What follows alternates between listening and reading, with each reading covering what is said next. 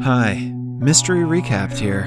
Today, I'm going to explain a Chinese action thriller film called Kungfu Jungle. Spoilers ahead, watch out, and take care.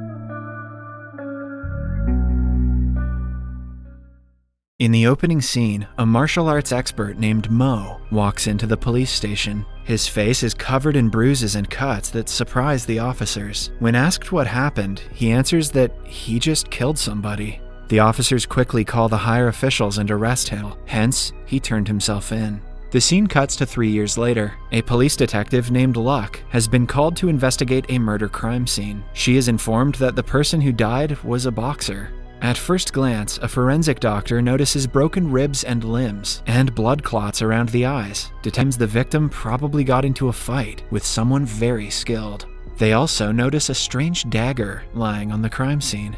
Somewhere else, in the penitentiary, Mo has been living peacefully for the past 3 years. He is often ordered around by a group of inmates. With his skills, Mo can easily teach them a lesson, but he chooses to avoid any kind of argument. The news of the death makes it to the television and catches Mo's attention. He watches the broadcast in shock, almost as if he knows something about the murder. Immediately after, he runs to the guard and asks him to call Detective Luck. The guard sarcastically questions him about what else he would like to have. Mo tries explaining that he knows something about the recent murder case, but he is dismissed. Following that, he picks a fight with a group of inmates. The leader of the group manages to hit him on the head with a metal plate, but Mo dodges the second attack and breaks both of his arms. By now, they are surrounded by policemen who take them under custody. The prison warden knows that Mo is not normally a violent person, hence, he calls Detective Luck and arranges a meeting between them. Mo finally meets her and claims that the person who died was his former friend, who he once fought and defeated. By the nature of the murder, Mo is sure that the killer is about to go on a killing spree. He isn't looking for revenge or money. He wants to fight with the best kung fu fighters, fair and square. When asked how he is so sure, Mo fails to provide a definite answer, but claims that if they set him free, he can help them find the killer. The detectives assume he is making things up to get out of prison. As they are about to leave, Mo recites 7 names and declares that one of them is going to be the next victim. The names are of the fighters who he has fought and defeated over the years. Detective Luck doesn't believe him, but she still asks her junior to collect information on all 7 people. Then, we see the murderer sharpening a dagger and writing the name King Yi on the wall. King Yi is one of the people that Mo mentioned earlier. He works in an art museum and is currently working on a sculpture of a giant human skeleton. When he is alone in the showroom, the killer suddenly appears on top of the skull and shows his face for the first time. He introduces himself as Yu Sao and challenges King Yi to a battle. They fight each other on top of the skeleton. When King Yi notices that Yu Sao's legs are different lengths, he is wearing a shoe with a bigger sole to balance himself. They fight using only their legs, but still show great expertise. Eventually, Yu Sao traps his opponent's leg between his and breaks it. Seconds later, he walks away, leaving King Yi's dead body behind.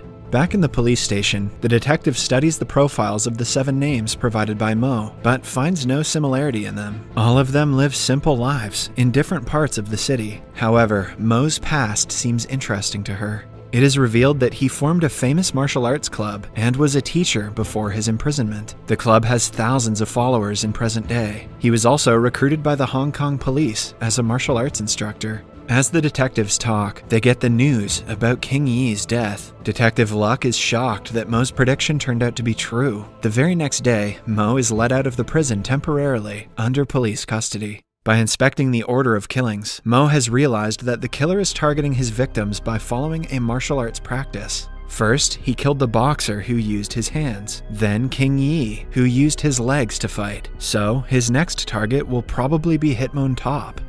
Someone who wrestles. Mo knows a wrestler among the remaining 6 people, but Yu Sao gets to the man before the police. When the police arrive at the location, they see the wrestler's body being thrown from a window. He also has a similar dagger stabbed into his arm. Suddenly, Mo looks at the roof of another building and sees Yu Sao. His evil smile makes him realize that he is the murderer. Mo immediately follows the man while the police do the same. A few minutes into the chase, Yu Sao takes a leap to the top of a neighboring building and disappears, leaving Mo and the police ashamed that they couldn't catch him. Taking the opportunity, Mo also escapes from police custody. The next day, he goes to his hometown Foshan, where he meets his wife, Xin Ying. They are happy to be reunited after 3 years. It is amazing that the police haven't assumed this is where he would go. She takes him home and makes him wear a sacred band on his wrist. It is supposed to make him fight only for self-defense and protect him from making the same mistake that got him imprisoned.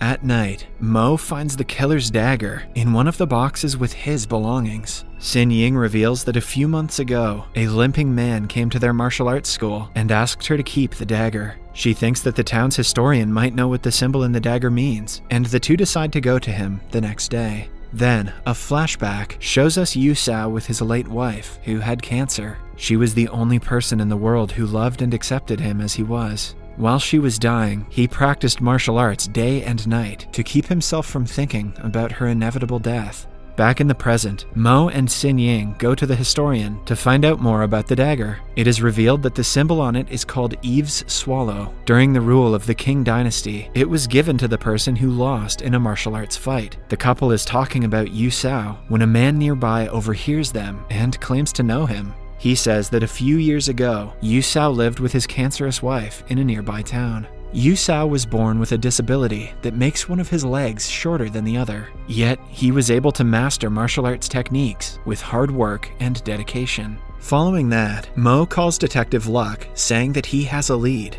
The police immediately come to the town to receive him and make their way to the killer's hometown. They arrive at Yu Sao's home, but see that he has already moved away. The landlady claims that she never saw Yu Sao do anything other than train. He also used to rub his face with salt until it bled, to thicken his skin so it could take a longer beating. Then, the police find writing on the wall that says that he has lost everything in his life, and now his only motive is to fight the best martial artists and become number one. That is why he has been killing some of the best fighters and plans to kill more. That was honestly a pretty shallow twist. Meanwhile, Yu Sao goes to his next target, a former fighter and actor. This time, he challenges him to a duel using swords. After a long and fierce match, Yu Sao slits the man's throat and kills him. After yet another death, Detective Luck is pressured by the higher officials to solve the case sooner. She urges Mo to do the same, but he seems to be hiding something from them. Once, when Mo was in prison, he got a letter from Yu Sao that vaguely talked about a challenge. Back then, Mo didn't know what it meant, but now he has realized that he is the final person Yu Sao wants to fight. Detective Luck also starts to suspect Mo and asks the prison for the CCTV footage of every meeting he has had with an outsider. At night, Mo is sitting alone in the room when he remembers the day before the first murder took place. Yu Sao had sent him a letter asking him to watch the news.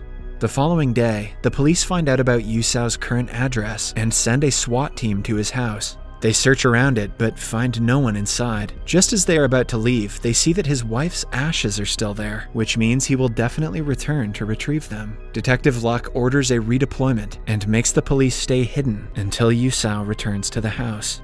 The next morning, he is seen approaching the house on a boat. A flashback shows that his wife was struggling severely before her death. Yu Sao couldn't see her in such a condition anymore, so he mercy killed her by strangling her to death.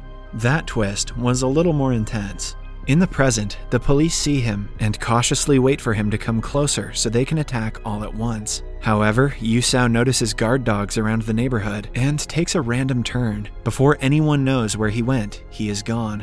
Somewhere else, an officer investigating the CCTV footage from the prison finds out that Yu Sao had come to meet Mo while he was in prison. Detective Luck points her gun at him, believing that the killings were his and Yu Sao's plan to get him out of prison. Meanwhile, Xin Ying has set off to look for Yu Sao on her own. Mo swiftly gets hold of the gun from Detective Luck and escapes to pursue Yu Sao and his wife. At the same time, Xin Ying and Yu Sao meet inside of his house. She hands him his wife's ashes, asking him to leave her husband alone. However, Yu Sao believes that if he kills her, Mo will become even stronger. They get into a fight, and Xin Ying, who is also a trained fighter, gives him a tough competition, but eventually, he stabs her in the arm and runs away. Mo arrives to see his wife on the floor and calls for help. He notices Yu Sao just outside the house and jumps to catch him. They land on a boat, and the container with the ashes breaks. While struggling, they fall into the river. Yu Sao manages to get on top of another boat and drives away. He eventually crashes to the boat with Detective Luck and the police officers, but disappears soon after.